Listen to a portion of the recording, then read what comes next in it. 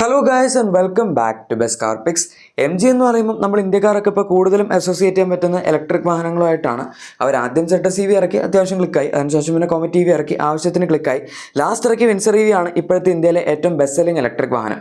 അത്രയും കാലം ഉണ്ടായിരുന്ന നെക്സോൺ EV, പഞ്ച് EV ഇതിനെല്ലാം ഓവർടേക്ക് ചെയ്താണ് വിൻസർ EV മുന്നിൽ കയറിയത്. എന്തായാലും ഇനി എന്താണ് ഇവർ ഇറക്കാൻ പോകുന്നത്? JSW ഗ്രൂപ്പുമായിട്ടുള്ള കൊളാബറേഷൻ ഉണ്ടല്ലോ. പിന്നെ ഈ അടുത്ത് പ്രീമിയം വണ്ടികളായിട്ട് MG സെലക്ട് ഡീലർഷിപ്പിൽ അവർ സൈബർ സ്റ്ററും അതുപോലെ MG M9 ഒക്കെ ഇറക്കിയായിരുന്നു. പക്ഷേ ബഡ്ജറ്റ് ഓഫറിംഗ്സ് ആയിട്ട് ഇനി എന്താണ് വരാൻ പോകുന്നത് എന്നുള്ളതാണ് അടുത്ത ചോദ്യം. അതുകൊണ്ട് തന്നെ അവരിപ്പം 2 വാഹനങ്ങൾ ഇന്ത്യയിൽ ഒഫീഷ്യലി സ്പൈ ചെയ്യപ്പെട്ടിട്ടുണ്ട്. അവരുടെ അല്ല, ബോളിങ്ങിൻ്റെ വാഹനങ്ങളാണ്. ബോളിങ്ങിൻ്റെ ബിങ്കോ അതുപോലെ ബിങ്കോ പ്ലസ് എന്ന് പറഞ്ഞ 2 വാഹനങ്ങളാണ് കണ്ടിരിക്കുന്നത്. അതിൻ്റെ കൂടെ ബോളിങ് അൽമാസ് ഉണ്ട്. അൽമാസ് വെച്ച് നമുക്ക് ഓൾറെഡി ഹെക്ടറായിട്ട് കിട്ടുന്നുണ്ട്, അതുകൊണ്ട് കുഴപ്പമില്ല. പക്ഷേ അതല്ലാതെ ഈ 2 വണ്ടികൾ ഇപ്പം ബിങ്കോ പ്ലസ്, ഇത് പറയുമ്പം ബിങ്കുവോ എന്നാണ്, BINGUO ആണ്. സോ പക്ഷേ പ്രൊണൗൺസിയേഷൻ ബിങ്കോ എന്നാണ്.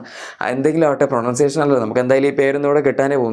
ഈ പേര് മാത്രമല്ല, ബോളിങ്ങിന് അണ്ടറിലായിരിക്കില്ല, MG അണ്ടറിലായിരിക്കും വണ്ടികളൊക്കെ വരുന്നത്. ഇൻഫാക്ട് നമുക്കിവിടെ ഇവർക്ക് ഇറക്കിയിട്ട് സക്സസ്ഫുൾ ആയിട്ടുള്ള വണ്ടികളെല്ലാം ബോളിങ്ങിൻ്റെ ആണ്. ഇപ്പോൾ കോമറ്റ് EV ബോളിങ്ങിൻ്റെ എയർ EV ആണ്, വിൻസർ EV ബോളിങ്ങിൻ്റെ ക്ലൗഡ് EV ആണ്. ഇനിയിപ്പോൾ വരാൻ പോകുന്ന ഈ 2 വണ്ടികൾ അവരിവിടെ ടെസ്റ്റിങ്ങിൻ്റെ ഭാഗമായിട്ട് കൊണ്ടുവന്നതല്ല, കാരണം വണ്ടിയിൽ ക്യാമോഫ്ലാജ് ഒന്നും ഇല്ല. പക്ഷേ ജസ്റ്റ് ഒരു ട്രയൽ പർപ്പസിന് വേണ്ടി അല്ല, അങ്ങനെ എന്തെങ്കിലുമൊക്കെ ആവശ്യത്തിന്, ചെറിയ എന്തെങ്കിലും ആവശ്യത്തിന് കൊണ്ടുവന്നതായിരിക്കും.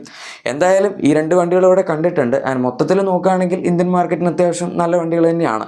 കാരണം അവർക്കിപ്പം ZS-EV ഉണ്ട്, വിൻസർ EV ഉണ്ട്, കോമറ്റ് EV ഉണ്ട്. പക്ഷേ ഇതിൻ്റെ നടുവിൽ ഒരു 4 മീറ്ററിനകത്ത് നിൽക്കുന്ന SUV അല്ലെങ്കിൽ കുറച്ചും കൂടെ വലുപ്പമുള്ള ഒരു 4.2 മീറ്റർ ലെങ്ത്തുള്ള SUV അങ്ങനത്തെ വണ്ടികളൊന്നും വരുന്നില്ല. എന്തായാലും അതിൽ 4 മീറ്ററിന് താഴെ 3950 മില്ലിമീറ്റേഴ്സ് ലെങ്ത്തുള്ള ഒരു വാഹനമാണ് നമ്മുടെ ബിങ്കോ എന്ന് പറഞ്ഞ ഈ ഒരു ഹാച്ച് ബാക്ക്. ഇത് കാണുമ്പോൾ ഹാച്ച് ബാക്ക് ആണ്, പിന്നെ ഇത് കുറച്ച് ഗ്രൗണ്ട് ക്ലിയറൻസ് ഒക്കെ കുറവായിട്ട് നിങ്ങൾക്ക് തോന്നുമായിരിക്കും. പക്ഷേ ചൈനീസ് മോഡൽ ആയതുകൊണ്ടാണ്. ഇന്ത്യയിൽ എന്തായാലും അവർ അതൊക്കെ ഓർഡർ ചെയ്തിട്ട് ഇറക്കുള്ളൂ. പക്ഷേ മൊത്തത്തിൽ നോക്കുമ്പോൾ വളരെ കോമ്പാക്റ്റ് ആയിട്ടുള്ള, പക്ഷെ എന്നാൽ അത്യാവശ്യം നല്ല ഒരു ചെറിയ ക്യൂട്ടായിട്ടുള്ള വണ്ടിയാണെന്ന് പറയും. കോമറ്റ് EVയുടെ അത്രയും പോളറൈസിംഗ് ആയിട്ടുള്ള ഡിസൈൻ അല്ല, കുറച്ചും കൂടെ ആൾക്കാർക്ക് ആക്സെപ്റ്റ് ചെയ്യാൻ പറ്റുന്ന ഒരു ഡിസൈനാണ്. പിന്നെ അധികം വീതിയില്ല, 1.7 മീറ്റേഴ്സേ ഉള്ളൂ. ലെങ്ത് ആണെങ്കിൽ ഞാൻ പറഞ്ഞല്ലോ 3.9 മീറ്റേഴ്സ് ആണ് വരുന്നത്. പിന്നെ വീൽ ബേസ് 2560 mm ഉണ്ട്. ഈ വണ്ടിയുടെ ലെങ്ത് വെച്ച് നോക്കുമ്പോൾ അത് വളരെ ഇംപ്രസീവ് ആണ്. പൊതുവേ നമ്മുടെ ഈ സഫോമീറ്റർ SUVസിനൊക്കെ അത്രയും വീൽ ബേസ് ആണുള്ളത്. ഇനി അതല്ലാതെ നമുക്ക് ഫ്രണ്ടിൽ ഫുൾ LED ലൈറ്റ്സ് ഒക്കെയാണ് വരുന്നത്. അതുപോലെ തന്നെ വീൽസ് ആണെങ്കിലും 15 ഇഞ്ച് ആണ്, പക്ഷേ അലോയ് വീൽസ് അല്ല, സ്റ്റീൽ വീൽസ് ആണ്. പക്ഷേ ഹൈപ്പർ സ്റ്റൈൽ സ്റ്റീൽ വീൽസ്, അല്ലെങ്കിൽ ഭയങ്കര ഡിസൈനർ ആയിട്ടുള്ള ഒരു എയറോ ക്യാപ്സ് ആണ് അതിൻ്റെ അകത്ത് കിട്ടുന്നത്. ടെയിൽ ലാംപ്സ് ആണെങ്കിലും LED ആണ്. ബാക്കിലേക്ക് വരുമ്പോഴേക്കും ഡിസൈൻ ഒരു ഇത്തിരി നോർമലായിട്ട് നിങ്ങൾക്ക് തോന്നുമായിരിക്കും, പണ്ടത്തെ ചൈനീസ് വാഹനങ്ങളൊക്കെ കാണുന്ന പോലത്തെ ഡിസൈനാണ്. പക്ഷേ അഗെയിൻ വലിയ കുഴപ്പമില്ല, ഒരു നോർമൽ ലുക്കാണ് എന്നേ ഉള്ളൂ. പക്ഷേ ഭയങ്കര കോമ്പാക്റ്റ് ആയിട്ടുള്ളൊരു ഡിസൈനാണ് ബാക്കിൽ വരുന്നത്. ഇനി അടുത്തതിൻ്റെ ഇൻറ്റീരിയർ ആണ്. ബോളിങ്ങിൻ്റെ മിക്ക വാഹനങ്ങളുടെ ഇൻറ്റീരിയർ ഒക്കെ വളരെ സിമിലർ ആണ്. നമ്മളിപ്പോൾ ഇതിൻ്റെ സ്റ്റിയറിംഗ് നോക്കുകയാണെങ്കിൽ കറക്റ്റ് വിൻസർ EVയിലും കോമറ്റ് EVയിലും എല്ലാം കാണുന്ന അതേ സ്റ്റിയറിംഗ് ആണ്. പിന്നെ ഇൻഫോടൈം സിസ്റ്റം, ഇൻസ്റ്റോൺ ലിസ്റ്റും രണ്ടും 10.25 ഇഞ്ചസിൻ്റെ യൂണിറ്റ്സ് ആണ്. പിന്നെ ഇതിനകത്ത് AC കൺട്രോൾസും കാര്യങ്ങളൊക്കെ ഉണ്ട്. അതുപോലെ നമുക്ക് നടുവിൽ AC വിൻസ്, സൈഡിൽ AC വിൻസ് എല്ലാം കാണാം. ഡാഷ്ബോർഡിൻ്റെ ലേഔട്ട്, അതിൻ്റെ അകത്ത് കുറേ ഡിസൈനൊക്കെ ആണെങ്കിലും നമുക്ക് മറ്റ് 2 വാഹനങ്ങൾ അതുമായിട്ട് അതായത് പരിചയമുള്ള സംഭവം തന്നെയാണ് വരുന്നത്. അതുപോലെ തന്നെ നമ്മുടെ ഗിയർ മോഡ് സെലക്ടർ, അതും നമ്മൾ കോമറ്റ് EVയിൽ കണ്ടിട്ടുള്ളതാണ്. പിന്നെ electronic parking brake again Comet EVയിൽ കണ്ടിട്ടുള്ള സിമിലർ ആയിട്ടുള്ളൊരു മൊഡ്യൂളാണ്.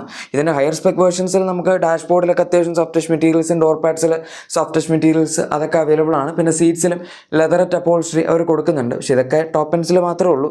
ഇന്ത്യയിലേക്ക് വരുമ്പോൾ ഇനി എന്താണ് കൊടുക്കാൻ പോകുന്നതെന്ന് അറിയില്ല. MG അങ്ങനെ വെന്റിലേറ്റഡ് സീറ്റ്സ് കോമറ്റ് EVയിലൊന്നും കൊടുത്തിട്ടില്ല. ഇതിൻ്റെ അകത്തൊക്കെ ഇനി ഉണ്ടാവില്ല, നമ്മൾ കണ്ടറിയേണ്ടി വരും. ഓവറോൾ നോക്കുമ്പോൾ ഇതവർക്കൊരു 9 ലക്ഷം രൂപയ്ക്ക് അടിയിലൊക്കെ ആയിട്ട്, അതായത് ടിയാഗോ ഇവിടെ നല്ലൊരു റൈവലായിട്ട് ഇറക്കാൻ പറ്റിക്കഴിഞ്ഞാൽ അടിപൊളിയായിരിക്കും. പിന്നെ ഇതിൻ്റെ റിയർ സീറ്റ് ആണെങ്കിലും വലിയ കുഴപ്പമില്ല. അതായത് ഈ ഒരു പ്രൈസ് പോയിന്റ് ഒക്കെ വെച്ച് നോക്കുമ്പോൾ സ്പേസ് ഡീസൻ്റ് ആണ്. സീറ്റ്സ് ആണെങ്കിലും നമുക്ക് 2 അഡ്ജസ്റ്റബിൾ ഹെഡ്റസ്റ്റ് ഒക്കെ കിട്ടുന്നുണ്ട്. പക്ഷേ ഫ്രണ്ടിൽ ഫിക്സഡ് ഹെഡ്റസ്റ്റ് ആണ്, അത് ചെറിയൊരു പ്രശ്നമായിപ്പോയി. വേണമെങ്കിൽ അഡ്ജസ്റ്റബിൾ ആക്കാമായിരുന്നു. ഇനി ഇതിൻ്റെ ബാറ്ററിയും പവർ ട്രെയിനും പവർ എല്ലാ സാധനങ്ങളിലേക്കും വരികയാണെങ്കിൽ നമുക്ക് ഇതിനകത്ത് ബേസിക്കലി 2 ബാറ്ററി ഓപ്ഷൻസും 2 പവർ ഫിഗേഴ്സും കിട്ടുന്നുണ്ട്. പുറത്ത് 3 വേരിയൻസ് ഉണ്ട്. ഒന്ന് ബിങ്കോ S എന്ന് പറഞ്ഞ മോഡലാണ്, പക്ഷെ അതെന്തായാലും ഇവിടെ ഇറക്കാൻ പോകുന്നില്ല, കാരണം ഡിസൈനൊക്കെ വ്യത്യാസമുണ്ട്. സോ ഇതിനകത്ത് ബേസിക് ആയിട്ട് വരുന്ന 17.3 kWh ബാറ്ററി പാക്കാണ്. ഏകദേശം 200 കിലോമീറ്റേഴ്സിനടുത്താണ് CLTC, അതായത് ചൈനീസ് സൈക്കിളിൽ അവർ ക്ലെയിം ചെയ്യുന്ന റേഞ്ച്. അതിന് വലിയ പവറൊന്നുമില്ല, 40 PS പവറുള്ളൂ. ടോപ്പ് സ്പീഡ് 100 km/h ആണ് അവർ പറയുന്നത്. പിന്നെ വരുന്ന ഒരു 31.9 kWh ബാറ്ററി പാക്കാണ്. 333 കിലോമീറ്റേഴ്സ് ആണ് ചൈനീസ് സൈക്കിളിൽ ഒരു ക്ലെയിം, അതായത് CLTC ക്ലെയിംഡ് റേഞ്ച്. ഇതിനും ഒരുപാട് പവറൊന്നുമില്ല, ആവശ്യത്തിനുള്ള പവറേ ഉള്ളൂ. 67 PS ആണ് പവർ വരുന്നത്. അഗെയിൻ നമുക്ക് ടിയാഗോ EVയിലും 75 bhp എന്നുകൊണ്ട് കിട്ടുന്നുള്ളൂ. അതൊക്കെ വെച്ച് നോക്കുമ്പം ഓൾമോസ്റ്റ് ഡീസൻ്റ് ആണ് എന്ന് പറയും. പിന്നെ ഇതിൻ്റെ സൈസൊക്കെ വെച്ച് നോക്കുമ്പം ഒരുപാട് പവറിൻ്റെ ആവശ്യമില്ല. ഇത്തരത്തിലുള്ള വണ്ടികൾ ആൾക്കാർ എടുക്കുന്നതും പവറിന് വേണ്ടിയല്ല. പിന്നെ ഇലക്ട്രിക് ആയതുകൊണ്ട് ഗിയർ ലോസ്, ട്രാൻസ്മിഷൻ ലോസ്, അങ്ങനത്തെ ഒരുപാട് പവർ ലോസ് വരുന്നില്ല. അതുകൊണ്ട് നമുക്ക് അങ്ങനെ ആവശ്യമുള്ള പവറൊക്കെ അവിടെ തന്നെ കിട്ടുന്നുണ്ട്. ഇപ്പോൾ നമ്മൾ കണ്ടത് ബിങ്കോ എന്ന് പറഞ്ഞ ഹാച്ച് ബാക്ക് ആണ്. ഇനി അടുത്തത് ബിങ്കോ പ്ലസ് എന്ന് പറയുന്ന ഇവരുടെ SUV നമുക്ക് നോക്കാം. ഇത് കാണുമ്പോൾ കുറച്ചുകൂടെ പ്രൊപ്പോർഷനേറ്റ് ആയിട്ടുള്ളൊരു ഡിസൈൻ ആയിട്ട് നിങ്ങൾക്ക് തോന്നുന്നുണ്ടായിരിക്കും. സംഭവം മറ്റതിൻ്റെ തന്നെ ഒരു എക്സ്പാൻഡഡ് വേർഷൻ ആണ്, അല്ലെങ്കിൽ ഇത്തിരി കൂടെ ലെങ്ത് കൂടിയ മോഡലാണെങ്കിലും കാണുമ്പം നിങ്ങൾക്ക് ഇതിനകത്ത് കുറച്ചധികം വലുപ്പമൊക്കെ തോന്നും. പക്ഷേ സത്യത്തിൽ അത്രയില്ല. ഇതിൻ്റെ ഡയമെൻഷൻസ് നോക്കുകയാണെങ്കിൽ മറ്റതിനേക്കാൾ 140 mm ആണ് ലെങ്ത് കൂടുതൽ വരുന്നത്. ഇപ്പോൾ മറ്റത് 3950 mm ആണെങ്കിൽ ഇത് 4090 mm ആണ് ലെങ്ത് വരുന്നത്. വിട്ടിൽ കാണുമ്പോൾ വീതി കൂടിയെന്ന് തോന്നുമെങ്കിലും സത്യം പറഞ്ഞാൽ അധികം വീതി കൂടിയിട്ടില്ല. 12 mm വ്യത്യാസമുള്ളൂ. പിന്നെ വീൽ ബേസ് ഇത് 2610 mm ആണ്. മറ്റതിനേക്കാൾ അഗൈൻ 50 mm കൂടിയിട്ടുണ്ട്. സോ ഇതാണ് ഡയമെൻഷൻസിൻ്റെ കേസ് വരുന്നത്. 2610 mm ആണ് ഇതിൻ്റെ വീൽ ബേസ്. പിന്നെ വിട്ടാണെങ്കിലും 1720 mm ആണ്. ഇനി സൈഡിലേക്ക് വരികയാണെങ്കിൽ മറ്റേ വണ്ടി പോലല്ല, നമുക്കിതിനകത്ത് അലോയ്സ് കിട്ടുന്നുണ്ട്. 15 ഇഞ്ചാണ് അവർ ഇതിനകത്ത് പൊതുവെ അലോയ്സ് കൊടുക്കാറുള്ളത്. ഇന്ത്യയിൽ ഇനി സൈസ് കൂട്ടി കൊടുക്കുമെന്ന് അറിയില്ല. പിന്നെ ഇത് കാണുമ്പം ചിലപ്പോൾ ഫോട്ടോസിൽ ഇത്തിരി വലുതായിട്ട് തോന്നുമായിരിക്കും, പക്ഷെ സത്യത്തിൽ വണ്ടി അത്ര വലുതല്ല. 4.1 മീറ്റേഴ്സിനടുത്ത് ലെങ്ത് എന്ന് പറയുമ്പം നമ്മുടെ ഇപ്പം അടുത്തിറങ്ങിയ വിൻഫാസ്റ്റിൻ്റെ VF6 കുറച്ചും കൂടെ ചെറുതാണ്. ഇത് സൈഡിൽ നോക്കുമ്പം ആ ഒരു ചെറിയ കോമ്പാക്ട്നെസ് നമുക്ക് കാണാം. പ്രത്യേകിച്ച് ബാക്കിലേക്ക് വരുമ്പോഴേക്കും വണ്ടി ഇച്ചിരി ഉള്ളൂ. പിന്നെ വീൽസ് ആണെങ്കിലും കുറച്ച് ചെറുതായിട്ട് ഈ ഫോട്ടോസ് കാണുമ്പോൾ നമുക്ക് തോന്നും. മറ്റതിനേക്കാൾ കുറച്ചും കൂടെ നല്ല ഡിസൈൻ ആണെങ്കിലും ഓവറോൾ വളരെ നല്ല ഡിസൈൻ ആണെന്നും പറയാൻ പറ്റില്ല. ബാക്കിലും അത് തന്നെയാണ് അപ്ലൈ ചെയ്യുന്നത്. പക്ഷേ ഇതൊരു SUV ആയതുകൊണ്ട് കുറച്ചും കൂടെ പ്രൊപ്പോർഷനേറ്റ് ആയിട്ടുള്ളൊരു സ്റ്റാൻസ് ഉണ്ട്.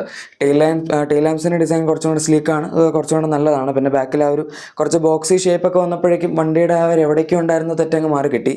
ഇനി ഇൻറ്റീരിയറിലേക്ക് വരികയാണെങ്കിൽ മറ്റത് വെച്ച് കമ്പയർ ചെയ്യുമ്പോൾ നല്ല വ്യത്യാസമുണ്ട്. കറക്റ്റ് നമ്മൾ വിൻസറിലൊക്കെ കണ്ട പോലത്തെ ഇൻറ്റീരിയർ തന്നെയാണ്.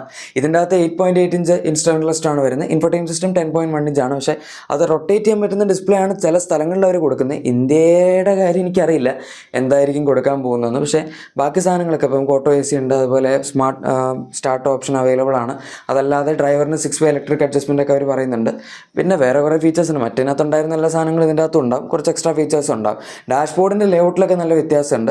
കുറച്ചും കൂടെ പ്രീമിയം മെറ്റീരിയൽസും ഇതിനകത്ത് അവർ ഉപയോഗിക്കും. സോഫ്റ്റ് ടച്ച് മെറ്റീരിയൽസ് ആയിക്കോട്ടെ, സീറ്റ്സിൻ്റെ മെറ്റീരിയൽ ആയിക്കോട്ടെ, എല്ലാത്തിനും വ്യത്യാസമുണ്ട്. അതുകൊണ്ട് ഇത്തിരിയും കൂടെ അപ്പ് മാർക്കറ്റ് ആയിട്ടുള്ള പൊസിഷനിങ്ങിലായിരിക്കും ഈ വണ്ടി വരുന്നത്. കുറച്ചും കൂടെ ഇപ്പം സൈസിൽ വലിയ വ്യത്യാസമില്ല എങ്കിൽ പോലും മൊത്തത്തിലുള്ള അവർ ഉപയോഗിച്ചിരിക്കുന്ന സാധനങ്ങളിലും ഫീച്ചേഴ്സിലും ഒക്കെ അത്യാവശ്യം നല്ല വ്യത്യാസം ഉണ്ടാവും.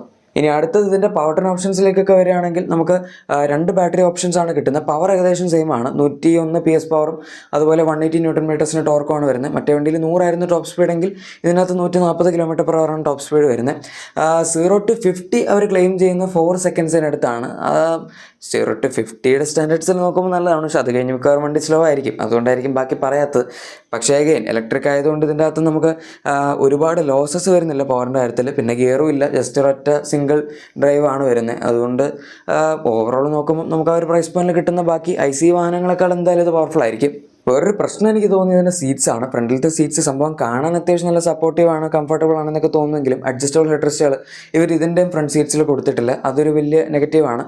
ഈ ഒരു പ്രൈസ് പോയിന്റിൽ അല്ലെങ്കിൽ ഈ ഒരു സെഗ്മെൻറ്റിൽ നിൽക്കുന്ന വണ്ടിയിൽ ഉറപ്പായിട്ടും അഡ്ജസ്റ്റബിൾ ഹെഡ്രസ്റ്റുകൾ ഫ്രണ്ടിലത്തെ സീറ്റ്സിൽ മിനിമം വേണ്ടതാണ്. ബാക്കിലത്തെ സീറ്റിൽ കാര്യമായിട്ടുള്ള കുഴപ്പങ്ങളൊന്നുമില്ല. എന്തായാലും നമ്മുടെ ബിങ്കോ ഹാച്ച് ബാക്കിനേക്കാൾ കുറച്ചും കൂടെ സ്പേസ് ഇതിനകത്ത് ഉണ്ടാവും. ബാക്കിൽ ആംറസ്റ്റ് ഒന്നും 2 വണ്ടികളും കാണാൻ പറ്റുന്നില്ല. പക്ഷേ ഇതിൻ്റെ അകത്ത് കുറച്ചും കൂടെ ഷോൾഡറും കൂടുതൽ കിട്ടാനുള്ള സാധ്യതയുണ്ട്. അതുപോലെ ഡോർ പാഡ്സിൻ്റെ ഒക്കെ പാഡിങ്ങും സോഫ്റ്റ് ടച്ച് മെറ്റീരിയൽസിൻ്റെ ഒക്കെ യൂസും കുറച്ചും കൂടെ നല്ലതായിരിക്കും. ഇനി അഗൈൻ ബാറ്ററിയിലേക്ക് നമുക്ക് തിരിച്ചു തരാം. 2 ബാറ്ററിയാണ് ഇതിനകത്ത് വരുന്നത്. ഒന്ന് 37.9 kWh ബാറ്ററി പാക്കാണ്. പിന്നെ വരുന്നത് ഒരു 50.6 kWh ബാറ്ററി പാക്കാണ്. ഈ 37.9 എന്ന് പറയുന്നത് ഏകദേശം ഇൻസെറിവിലുള്ള പോലത്തെ ഒരു ബാറ്ററിയാണ്. സോ അതിൻ്റെ അകത്ത് ചൈനീസ് സൈക്കിൾ ക്ലെയിം ചെയ്യുന്ന റേഞ്ച് ഏകദേശം 400 കിലോമീറ്റേഴ്സിനടുത്തും. ഇനി 50.6 ആണെങ്കിൽ അതിൻ്റെ CLTC ക്ലെയിംഡ് റേഞ്ച് ഏകദേശം 500 കിലോമീറ്റേഴ്സിനടുത്തുമാണ്. എല്ലാം നിങ്ങൾ ഏകദേശം ഒരു 80 കിലോമീറ്ററോളം കുറച്ചിട്ട് എസ്റ്റിമേറ്റ് ചെയ്താൽ മതി. ഇന്ത്യയിൽ അവരുടെ ക്ലെയിംഡ് റേഞ്ചും ഓൾമോസ്റ്റ് പ്രോപ്പർ റിയൽ ലൈഫ് കിട്ടുന്ന റേഞ്ചും ഒക്കെ സിമിലർ ആയിട്ടാണ് വരാറുള്ളത്. MG അങ്ങനെ വെറുതെ ഫോൾസ് ക്ലെയിം ചെയ്യാറില്ല. മിക്ക വണ്ടികളും അങ്ങനെയാണ്. ഇപ്പം കോമറ്റീവിൽ 230 ആണ് അവർ ക്ലെയിം ചെയ്യുമെങ്കിൽ മിക്ക യൂസേഴ്സിന് 220 അല്ലെങ്കിൽ 200 മുകളിൽ എങ്ങനെയാലും കിട്ടുന്നുണ്ട്.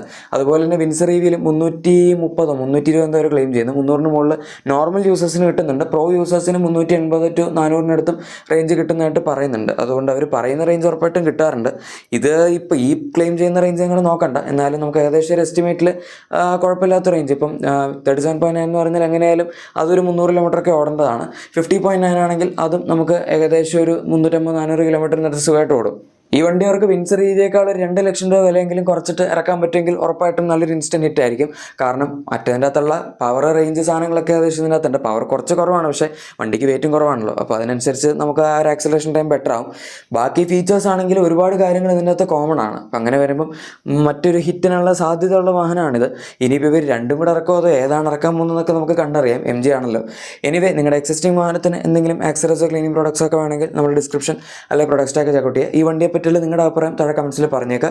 വീഡിയോ ഇഷ്ടപ്പെട്ടെങ്കിൽ ലൈക്കും സബ്സ്ക്രൈബും ഷെയറും കൂടെ ചെയ്തേക്കുക. നമുക്ക് മറ്റൊരു വീഡിയോയിൽ കാണാം. Thank you for watching and good bye.